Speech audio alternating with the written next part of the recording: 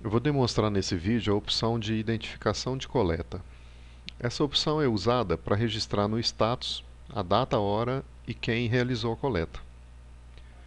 Então são dois processos separados, o início de coleta e o fim de coleta. Para agilizar e evitar erro de escrita, você pode criar uma etiqueta de código de barras com o nome de cada coletador, colar no crachá, por exemplo, para que ele, ao invés de digitar o nome, que ele pode errar, ele leia o código de barras. O que é necessário para utilizar? Um terminal, aliás, dois terminais, um que fique dentro da opção de paciente e o outro que fique dentro da opção de coleta. Vamos ver aqui. Ele pode ser acessado tanto em recepção quanto laboratório. Nós vamos usar por recepção. Aqui no menu do módulo é identificar e aí nós temos duas opções, paciente e coleta. Então em paciente eu inicio, coleta eu finalizo. A ideia de deixar dois terminais é para que de repente está na opção de coleta e a pessoa vem para iniciar, acaba fazendo o fim, né? Então ter dois terminais seria ideal. E posso passar então, inclusive, a imprimir as etiquetas aqui no terminal que eu inicio a coleta. Então eu vou economizar impressoras, né? Se de repente eu tiver 5, 10, 20 recepcionistas, eu tenho a mesma quantidade de impressoras, né?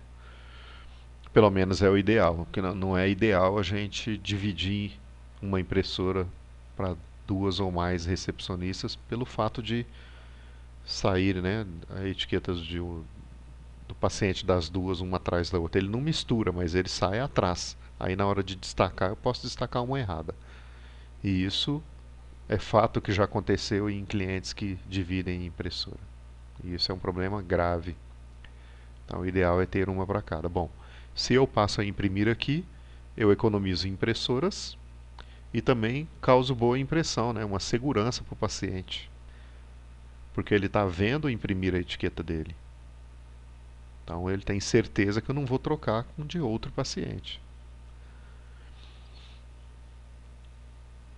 Eu preciso então ter aqui um leitor de código de barras em cada computador.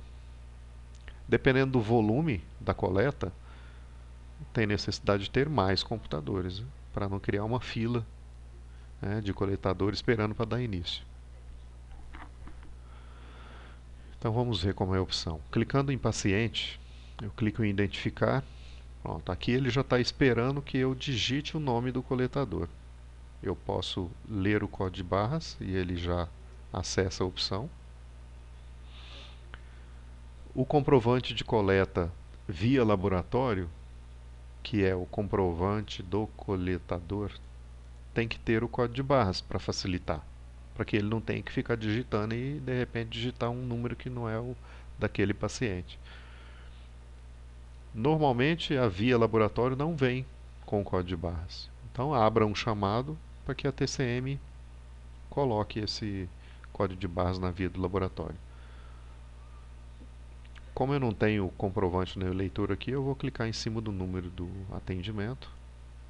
Caiu nessa tela, eu tenho algumas informações como o número do atendimento, o nome do paciente, os convênios desse atendimento, os médicos desse atendimento e os exames que compõem.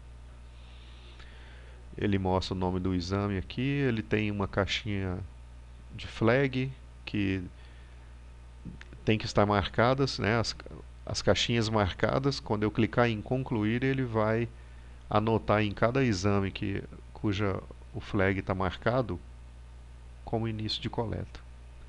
Eu posso ainda ler as observações que de repente a recepcionista colocou, ou até mesmo posso adicionar alguma observação aqui em observação de coleta. É editável aqui nessa opção esse campo. Posso concluir e já visualizar o comprovante, mas não tem necessidade, estou com ele em mãos. Eu só dou uma batida de olho aqui, confiro se está tudo certo, né? Se o paciente é esse mesmo. Se eu optei então por passar a imprimir as etiquetas aqui, eu clico no botão imprimir, se não, clico em concluir para iniciar a coleta. E aí, nesse momento, o sistema já fica esperando o próximo coletador iniciar a coleta.